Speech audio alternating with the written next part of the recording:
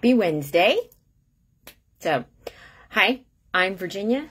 I'm a personal coach.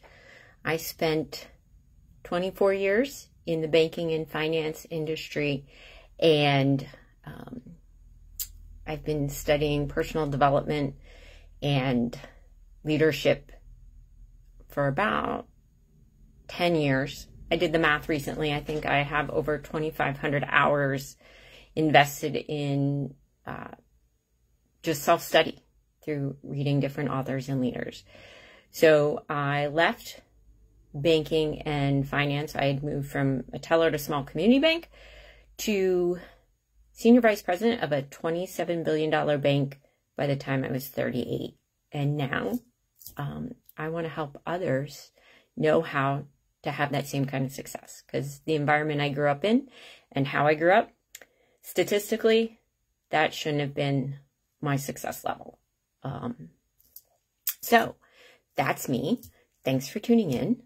And today we're going to talk about how you handle setbacks. So I'm going to share a couple of personal examples of setbacks and how my reaction to them has changed over the years.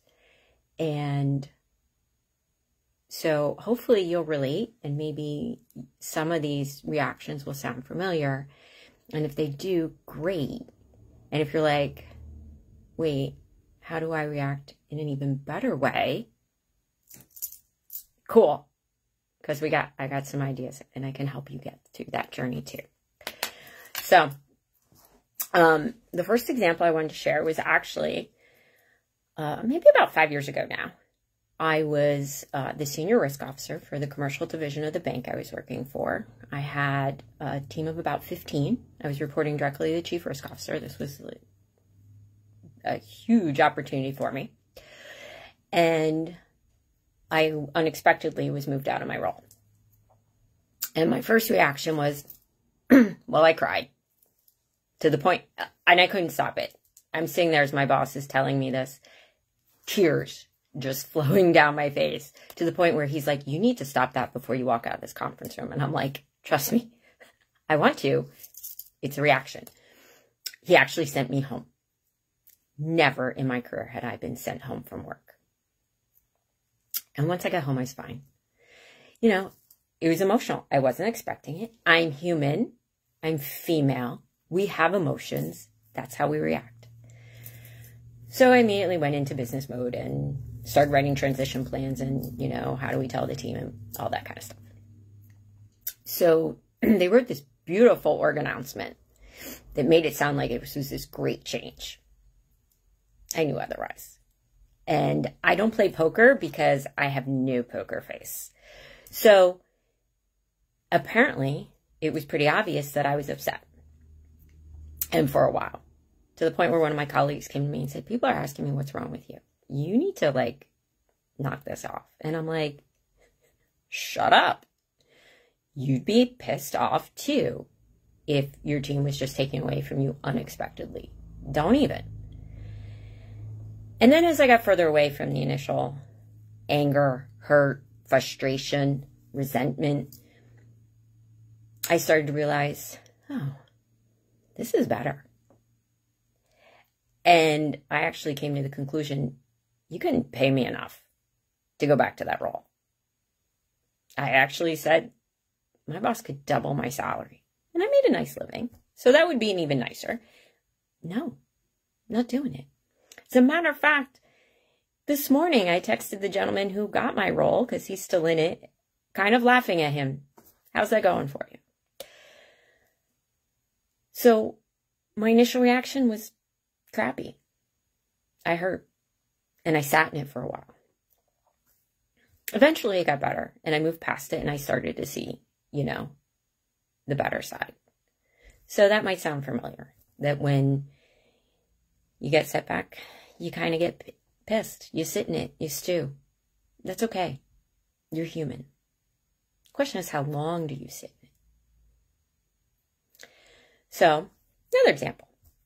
2 years ago, I took a motorcycle driving class, right? And at the end, you took the written and road test to get your motorcycle license. This for me wasn't like, oh, I got to get a bike. I'm going to be a Harley chick. My better half has a Harley, and I'd been on his bike a few times with him. And I just wanted to understand. This was about learning, and could I do this? So there's 12 people in the class. Most of them already had bikes. Many of the guys had been riding on a permit for years and was just finally getting their license because it was becoming a pain to have to keep renewing the permit. So a little intimidating, but I felt okay. You know, I think I dumped the bike the first day. All right. I was feeling pretty good Saturday, passed the written test. Sunday, there's a few less of us because some didn't pass the written test. So we're set up to do the road course.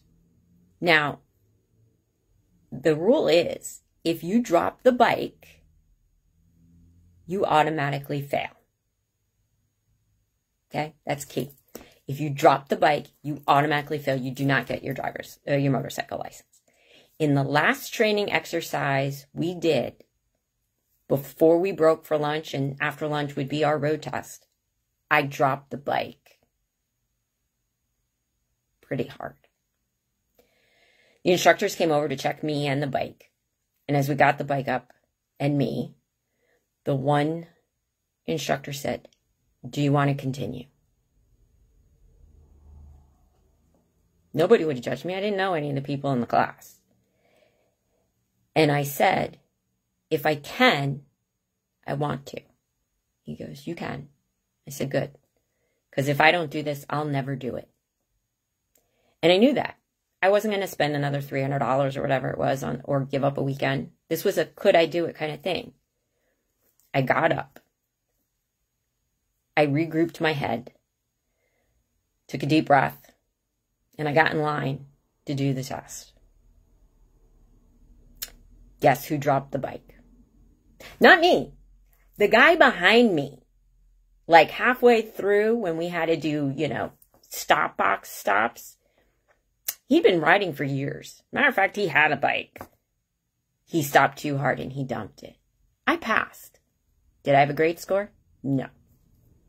Have I bought a bike? No. But it was a pressure decision. I hit a setback. I dumped the bike. Right before the test. I could have given up. I chose to push forward. I passed the test. There were 12 of us in the class. 3 didn't pass the written, and 1 guy failed the road test. Most of them had been riding bikes for years. I proved to myself I could do it. Now we're going to fast forward to this weekend.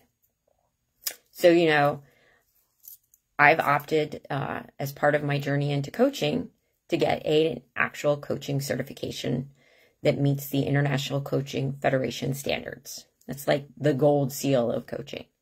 It's not a requirement. This isn't like practicing medicine or law that you have to have pass the bar or pass the medical boards. Anybody can say they're a coach and be a coach. I've opted to put some credibility behind my own skills that I've developed over the year, because I've been doing this informally with friends and colleagues for years. So I've been working on this training course since about June of last year. I submitted my final, and Saturday morning I got my results. I have to retake my exam. I was upset. Part of me because I just want the certification done. And of course, being a type A personality, failure, even though they didn't use the word failure, sucks. So again, I have a choice. I could sit in that space. I could feel defeated. The thoughts ran through my head. Did I make the wrong choice? Should I go back to risk management? I had realized my goal was to have my certification last month and to have my website out. Both will probably now be this month. And luckily, I have the most loving partner in my life. So when he came over, gave me a big hug and said, "Suck it up, buttercup." Did you hear that? That was his encouragement. Suck it up, Buttercup. And he was right. And I did. You know what? I went back to making my pot roast. And as I thought about it, I go, yeah, you know what? I didn't pass my driver's license the first time. Big deal. I've been driving for almost 30 years. Who cares? You know what? They gave me some additional feedback. Every time I've gotten feedback that was critical, I've held it and been better off for it. I remember at the time that my boss, same one that, shocked me with moving me out of his team, said, we all need to submit him weekly reports. And I looked at the example of my one peer who started this. And I'm like, that's a waste of time. There's no value in that. I'm not doing it. He goes, I don't really care how you do it, but you're going to do it. Fine. So I did it in a format that worked for me. He apparently told one of my other peers, Virginia did it in PowerPoint. That's just wrong. You said any format. Okay, you're the boss. Redid it. Difference was, I changed the format. I did it every week like he asked. Most of my peers stopped doing it. After said removal from the team, a couple weeks later, one of my peers forwards me an email. He goes, thanks a lot. Apparently, my format had been highlighted as the example for the rest of them, even after I left the team. So, all right. I didn't on Saturday sit and stew. I cried. I questioned. I felt embarrassed because other peers have gotten theirs. Now I'm going to have to redo mine. But I realized, okay, thanks for the feedback. It prompted this talk. So, hey, there's an upside. And I have not been sitting and stewing in it. So 5 years ago, when I hit a setback, I sat, I stewed. Saturday, I hit a setback. I said, well, this sucks. This delays my certification's probably going to cost me some cash. All right. What do I got to do? Move forward. Hey, let's talk about this. So we all have a choice. It's how we choose to react. And those were big examples. We have setbacks every day. The alarm goes off and we snooze too long. No time for a workout. Now you're rushing. You're running late. Instead of that healthy yogurt parfait or protein shake, no time for that. Grab a donut when I pick up my coffee and off we go. You have a choice. Do you get the burger and fries then at lunch because you're like, well, today is shot in terms of being healthy? Or do you say, you know what? Let me grab a salad and, oh, the weather's good. I'm going to go for a 15-minute walk at lunch and at least try to regroup. You have the choice. Or maybe even if you just say, well, today's going to be my eat whatever I want day, and tomorrow morning, I'm going to reset. Have you been doing on those resolutions? It's March. Did you get derailed? I know the snowstorms threw off my routine. And I live in Jersey. We're used to snow. But it was crazy amount of snow we got. And how frequently. So having to do all that shoveling threw off my routines. Okay. Reset. Every day you have the choice. Every day we hit big setbacks or little setbacks. The question is, how do you react? Do you sit and stew and admit defeat? Which actually, if you look in the dictionary, that is one definition of the word setback. The other is slowing in progress. Okay. Most of these things are our own timelines. If you set a goal for this year that was to read more, walk more, eat healthier, it's your timeline. It's okay. Reset. Move forward. Sunday, we all spring forward an hour. So if you've been off course, here's a time. Reset. Reset the goal. It's okay. There's still a lot of 2021 left. I don't know if that's a good thing with the way it's been going since it's kind of like 2020, but how did you handle the pandemic? Did you find something good?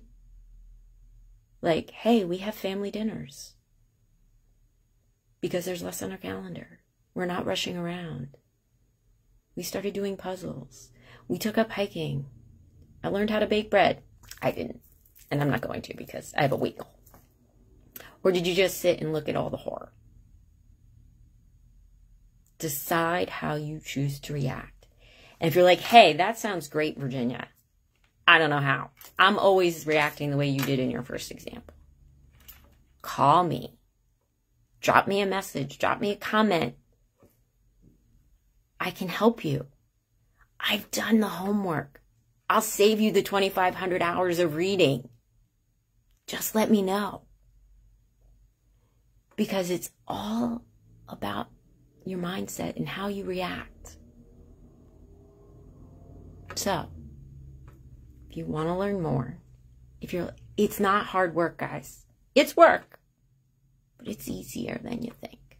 The first step is just taking the first step. That's the hardest part.